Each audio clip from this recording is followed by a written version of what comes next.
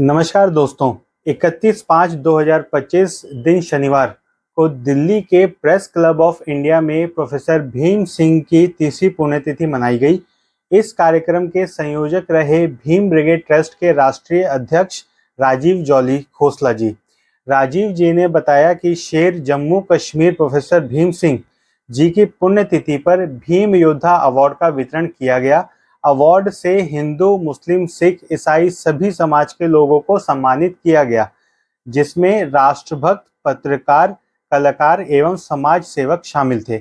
मुख्य अतिथि के रूप में थे प्रोफेसर भीम सिंह जी के मित्र आदरणीय सुभाष गोयल जी, प्रसिद्ध समाज सेवक और पूर्व कानून मंत्री सोमनाथ भारती जी, प्रसिद्ध गौ कथावाचक मोहम्मद फैज खान जी, हस्तशिल्प कला जम्मू एंड कश्मीर के सदस्य रमेश खजूरिया जी। सभी ने मिलकर तकरीबन 85 राष्ट्रभक्तों को भीम योद्धा अवार्ड 2025 से किया सम्मानित। देखिए इस कार्यक्रम की कुछ झलकियां। दहशतगर्द तलवार नेज़ों से गला काटेंगे, फिर भी चापलूस उनके तलवे चाटेंगे। हाँ, हम मोहब्बत वाले हैं, घर घर जाकर सिंदूर बांटेंगे।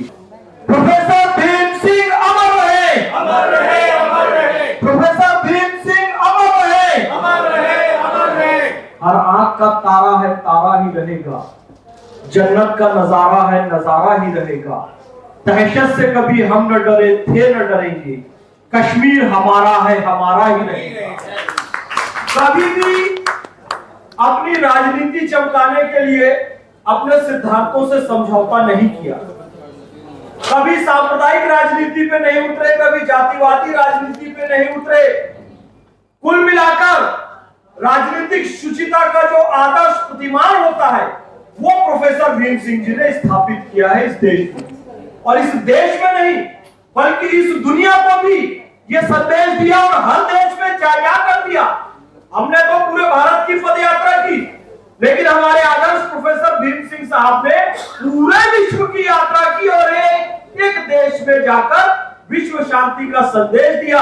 तो ऐसे समय में जब भीम योद्धा अवार्ड दिया जा रहा है, तो हमें इनके आदर्शों से, हमें इनके कार्यों से प्रेरणा लेकर इस कार्य की ओर अग्रसर होना चाहिए कि विश्व में अमन भाईचारा कैसा स्थापित हो।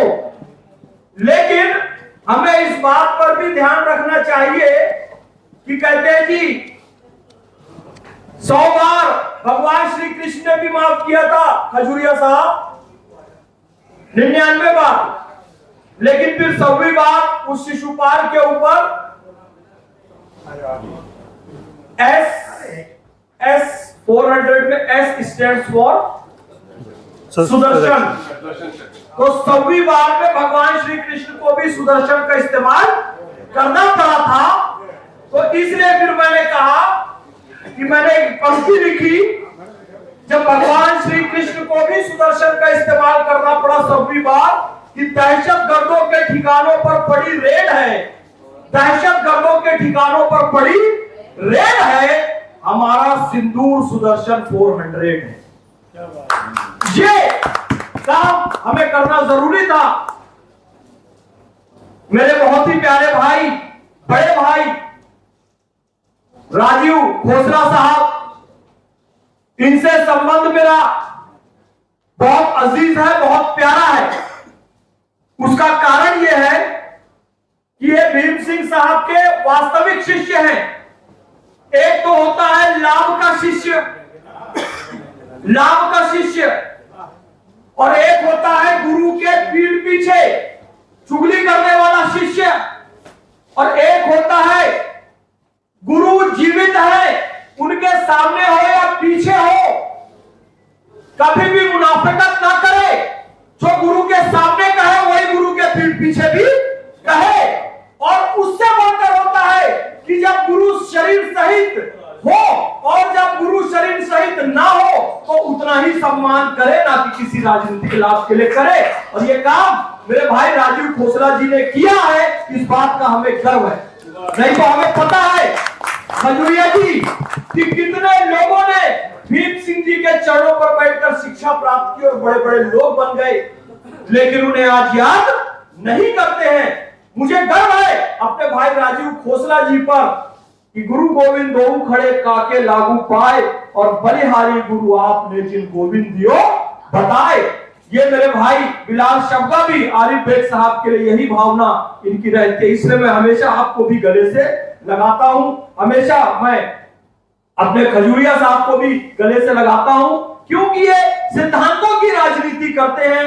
मैं पूरा देश 15,000 किलोमीटर 30 महीने पैदल चला, कई किलोमीटर मेरे साथ मेरे भाई राजीव खोसला जी भी पैदल चले, खजूरिया साहब भी पैदल चले, बिलाल साहब भी पैदल चले, और एक हमारे आदर्श हमारे खन्ना जी जो हैं, मेरा ये उद्देश्य था कि भाई मैं श्रीनगर से कन्याकुमारी पैदल चलूं। उन्होंने कहा भैया लेह से चलो, ये इनका सुझाव। अच्छा, तो लेह से कन्याकुमारी और कन्याकुमारी से वैष्णो देवी जी साहब, क्योंकि समय की बड़ी मर्यादा है और हर कोई, देखिए ये नहीं है कि मैं यहाँ कोई विशेष अतिथि हूं तो मुझे विशेष रियायत मिल जाए, ये हमारे भाई की विशेषता है, ये किसी को विशेष रियायत नहीं, क्योंकि सब सामान्य कार्यकर्ता है।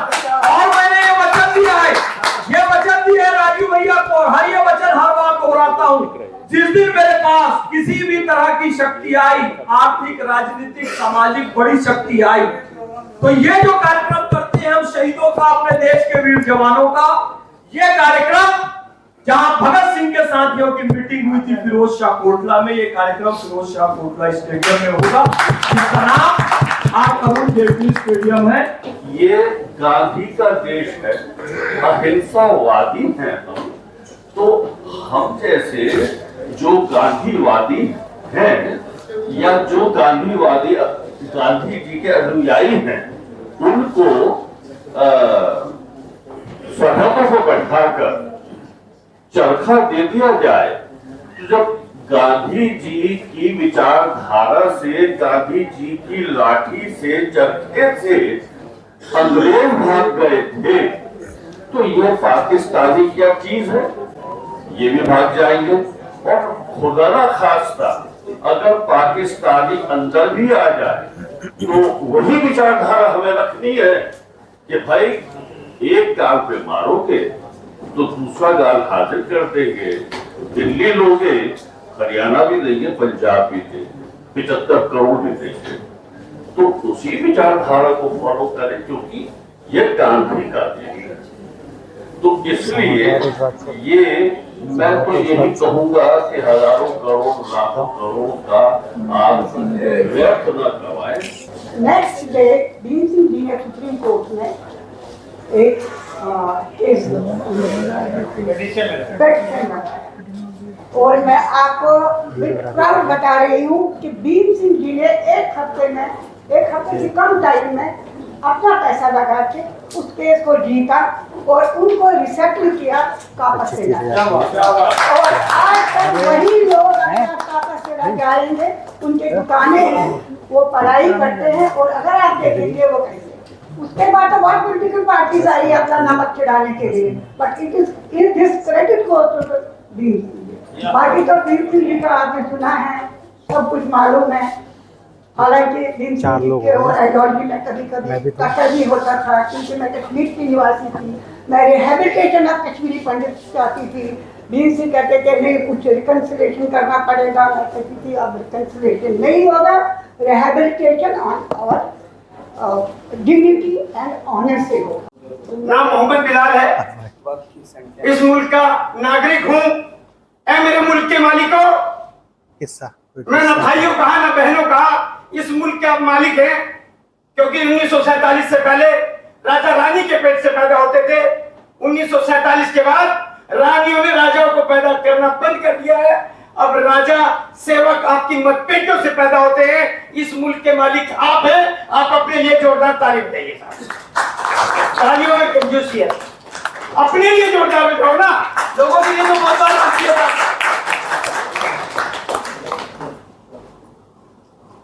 जिंदा रहना है तो मीरे कारवा बनकर रहो, कम बोलना है मेरे को। जिंदा रहना है तो मीरे कारवा बनकर रहो, जमीन की पस्तियों में तुम आसमां बनकर रहो। गौतम बनो, गांधी बनो और ख्वाजा अजमेरी बनो। नेकी और कुर्बानियों की तुम दास्ता बनकर रहो। जातियों में मत बटो, भाषा के झगड़ों से बचो, सबको अपने साथ लो और हिंदुस्तान बनकर रहो। मजहब नहीं सिखाता आपस में बैर रखना, मजहब नहीं सिखाता आपस में बैर रखना। हिंदू है हिंदू वतन में सारा जहां हमारा, और मिले सो मेरा तुम्हारा तो स्वर बने हमारा। मैं एक बार जोरदार क्लैपिंग कर दीजिए आप सभी लोग, बड़े लोग बैठे हैं, सभी बड़ों को सलाम, नमस्ते, सत श्री अकाल, छोटों को प्यार। तो मैं यही कहना चाहती हूँ कि अच्छे कर्म वही होते हैं कि जैसे कि हम आत्मा से अच्छे होना चाहिए। जैसे कि सर ने काफी तारीफ की है कि आत्मा अमर अजर रहती है, हमेशा शरीर हमारा मर जाता है। तो अच्छे वर्क यही है कि किसी अंधे को आपने रोड क्रॉस करा दिया, किसी गरीब की हेल्प कर दी। तो मैं ये मानती हूँ कि हर वो शख्स अगर दो कार्य भी दिन में करता है तो मेरे लिए वो हमेशा मरने के बाद भी सभी के लिए अगर अमर ही रहता है। और 2 लाइन में आप सभी लोग मेरे साथ बोल जाइएगा। हर कदम कदम पे धरती बदले रंग, यहाँ के बादल में रंगोली साथ रंग। यहाँ हर कदम कदम पे धरती बदले रंग, यहाँ के बादल में रंगोली साथ रंग। पगड़ी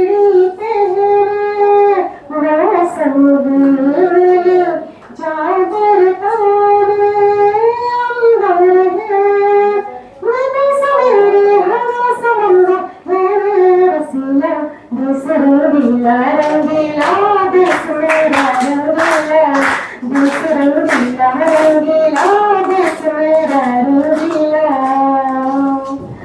तो एक बार मैंने एक शायर होने के नाते एक नज़्म कही थी, एक सवाल किया था उन फ्रीडम फाइटर से।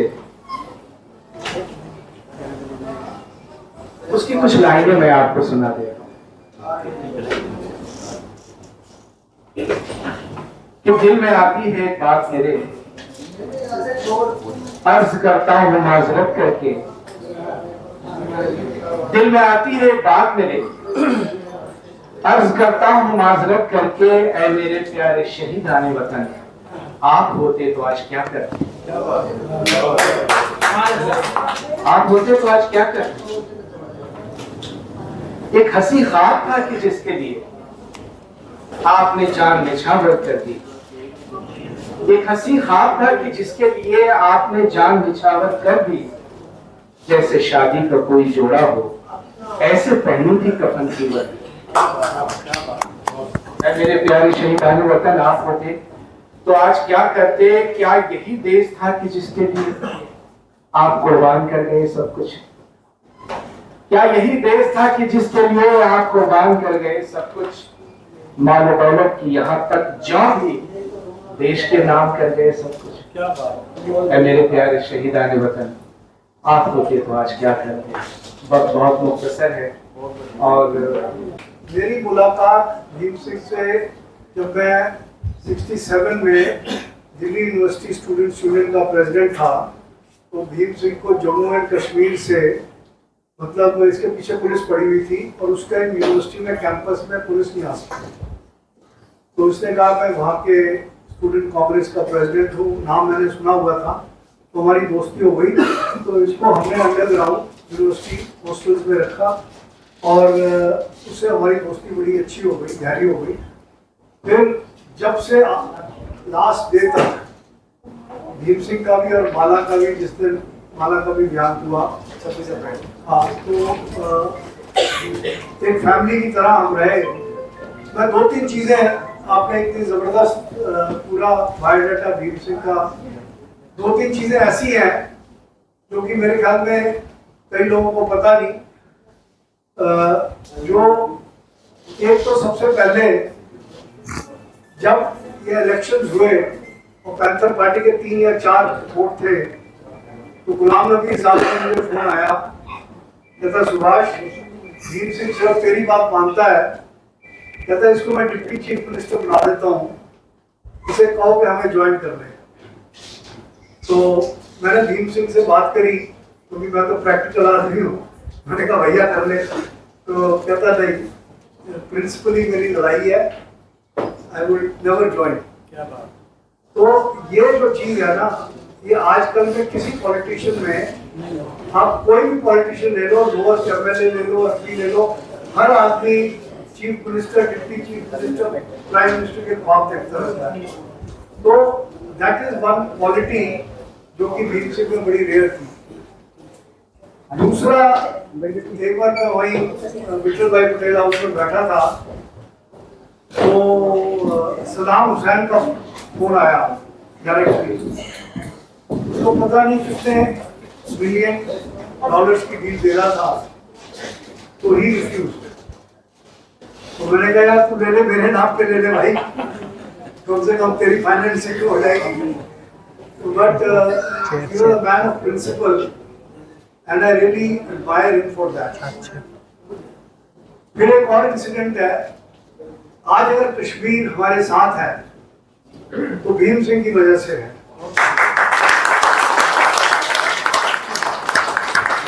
उसकी 2-3 किताबें मैंने उसे प्रेरित करा कि भाई तू लिख, तेरे में इतनी नॉलेज है, इतना कुछ है। तो उसने फिर सुलगता कश्मीर किताब लिखी, और जितना हिस्ट्री जम्मू एंड कश्मीर की और सारे जम्मू एंड कश्मीर के कॉन्स्टिट्यूशन की और इंडियन कॉन्स्टिट्यूशन की उसको नॉलेज थी, मुझे नहीं लगता किसी और को नॉलेज थी। कितने लोगों की इसमें केसेस करता था, पैसे भी नहीं लेता था। तो मैंने कहा भैया मैं कब तक तुझे दूंगा, चार्ज तो करना शुरू कर। पर वो ना, उसमें एक जुनून था, देशभक्ति का जुनून था, एक नेशनलिज्म का जुनून था, एक ऑनेस्टी इंटेग्रिटी का जुनून था, और अपने लिए एक नए पैसे की लालच नहीं थी। जितने पैसे उसकी जेब में होंगे, कोई भी आएगा उसको फट निकाल के दे देगा, खाली का खाली। तो बिल्कुल एक फकीर, एक संत, एक रेवोल्यूशनरी, मतलब rare combination of Abraham Lincoln and Karl Marx and Che Guevara. उसकी इंटेलेक्चुअल नॉलेज, उसकी लीगल नॉलेज, लंदन उसकी रिसर्च जो थी पैलेस्टाइन पे, निसार अरफात जब आया तो इंदिरा गांधी को उसने कहा कि I would like to meet my brother Bhim Singh. तो हर फंक्शन में निसार अरफात के साथ भीम सिंह होता था। जैसे भी गोयल साहब ने स्पीच करी, तो कुछ गोयल साहब चले जाएंगे, इसलिए मैं बीच में थोड़ा बोल रहा हूँ, उसके लिए माफी चाहूँगा। तो जैसे भीम सिंह जी कमाल के थे, ऐसे ही उनके दोस्त भी कमाल के थे और कमाल के हैं। गोयल साहब जो है, इस वन ऑफ देम, हम इसकी फिटनेस हैं। 1998 से हम जानते हैं सुभाष गोयल जी को। तो भीम सिंह जी जहां भी अटकते थे, तो स्किल ट्रैवल और सुभाष गोयल ये कहते कि गोयल साहब ये मेरी आखिरी किताब है, ये मेरी आखिरी यात्रा है, ये मेरी आखिरी लेक्चर है, बस और नहीं। ऐसे था ना, ऐसा ही था ना, बिल्कुल नहीं। तो मैं ये कहूँगा, ये मेरा आखिरी फंक्शन है। तो ये मैं कहूँगा कि जैसे गोयल साहब ने अभी जिक्र किया, जो उनकी आखिरी जो बड़ी यात्रा निकाली थी, जो लाल किला से लाल चौक के लिए, लाल किला से लाल चौक के लिए, जिसमें मुझे ही मौका मिला। आखिर मेरा काफ़ी समय उनके साथ गुजरा, मैं बताऊंगा अभी बाद में स्पीच करूंगा जब, तो अभी गोयल साहब का मैं शॉर्ट करूंगा। तो उस जो रथ का जो उसका निर्माण करना, बनाना, उसका मुझे सौभाग्य मिला उसको करने का। तो जब यात्रा निकालनी थी तो वहाँ मामला अटक गया। तो फिर गोयल साहब मेरे सामने की बात है कि गोयल साहब बस अब ये मेरी आखिरी यात्रा है लाल चौक, लाल किला से लाल चौक। और जब लाल चौक पे गए, ये 2005 की बात है, पीक ऑफ द मिलिटेंसी। तो लाल चौक पे जब गए, दिसंबर के महीने में इतनी ठंड थी कि वहां बर्फ पड़ रही थी, और वहां पे जब उन्होंने लाल चौक पे भाषण किया तो लोग खड़े थे वहां पे, वो कहते हैं कि भीम सिंह जी आपने बुलेट प्रूफ पेन रखी है। भीम सिंह जी लाल चौक पे, उस समय किसी ने भी लाल चौक पे भाषण नहीं किया होगा उस दौरान। 1989 के बाद जो पहला भाषण हुआ किसी पॉलिटिकल लीडर का भीम सिंह जी का हुआ लाल चौक पे, वो भी कड़ी ठंड में, और जो भीम राग था उसके ऊपर खड़े होके।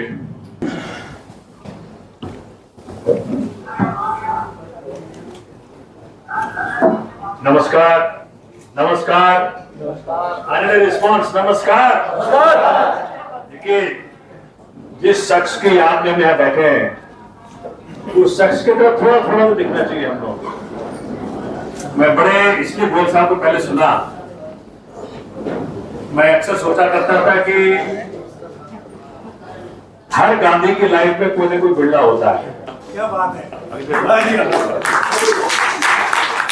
मैं सोचता था कि भाई भीम सिंह जी की जो फकीरी है उसे कौन मेंटेन कर रहा है।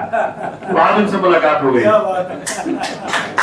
गोयल साहब का बहुत बहुत धन्यवाद कि आपने, अरे वो एहसान नहीं है, एक ईमानदार राजनीति और ईमानदार पब्लिक सर्विस करना बहुत मुश्किल काम, कहना आसान है, जिसको जीना पड़ता है उसको पूछिए। इसलिए ईमानदार पॉलिटिक्स करना जो भीम सिंह जी ने किया, उसका बहुत बड़ा श्रेय माननीय गोयल साहब को जाता है। इसलिए मेरा सौभाग्य है गोयल साहब, आपने मुझे बुलाया कि आज गोयल साहब से मुलाकात हो गई। हमने अभी बड़े ऊर्जावान साथी को भी सुना, बड़े बिल्कुल फुल वॉल्यूम में आपने जो बातें रखी। जब कॉलेज में पढ़ते थे तब हम जो एक लैंडमार्क जजमेंट रहा कि जब लेजिस्लेटिव असेंबली को जा रहा हो और किसी को पुलिस रोक नहीं सकती, तो यही के लाइफ को पढ़ते थे। तो जब हम पॉलिटिक्स में आए, जब हम असेंबली में चुने गए, तो लगता था कि भाई वो लैंडमार्क जजमेंट दिखाएंगे बाबा पुलिस वगैरह कोई झपड़ी रहती थी कि कब पकड़ लो कब पकड़ लो, तो हम लोग कोई जिंदगी जी। तो भीम सिंह जी ने हम लोगों को हर वक्त हर तल पे प्रेरित किया कि आपने डरना नहीं है। ताकत दूसरी कितनी भी बड़ी हो, लेकिन जो सच की ताकत है, जो अंदरूनी ताकत है, उसके आगे सारी ताकतें फूंकी। और जो कश्मीर में उनका योगदान रहा, इस प्रकार से लाल चौक में जिन्होंने किया, अपने आप में ये सारी ऐसे एग्जाम्पल्स हैं, ऐसे उदाहरण हैं कि पीढ़ियों को पढ़ाना चाहिए। पॉकेट में कुछ भी नहीं हो, लेकिन कुछ भी करने की तमन्ना को वो रखते थे।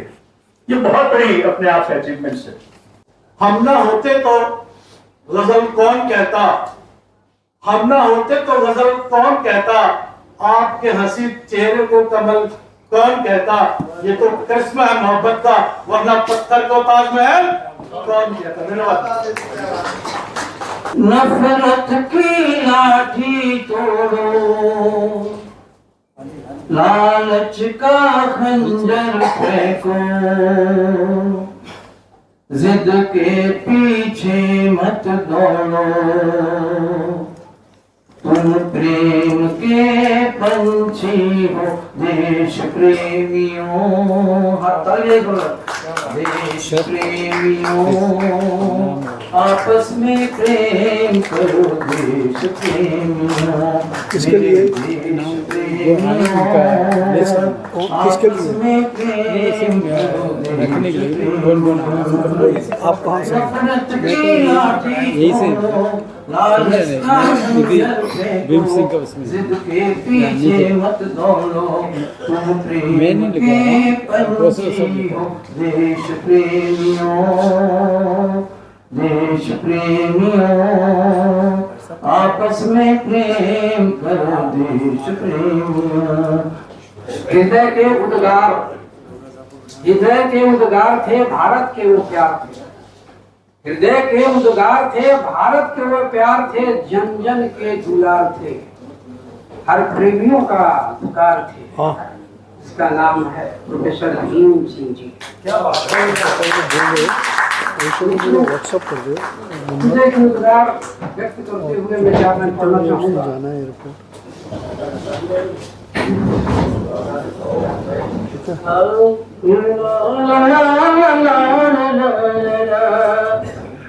शेर जंग शेरे जंग प्रोफेसर भीम सिंह जी एक बार अब तो चले आइए एक बार अब तो चले आइए प्रोफेसर भीम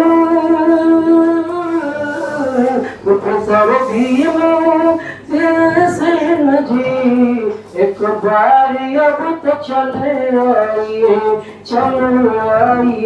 एक बार अब तो चले आइए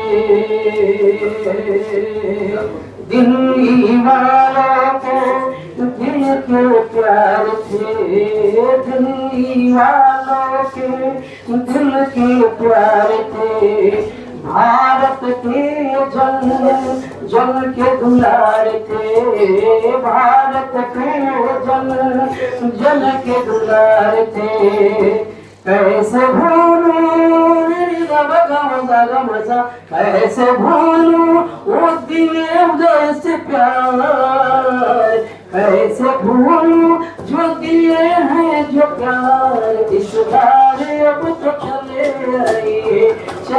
आइए इस बार अब चले आइए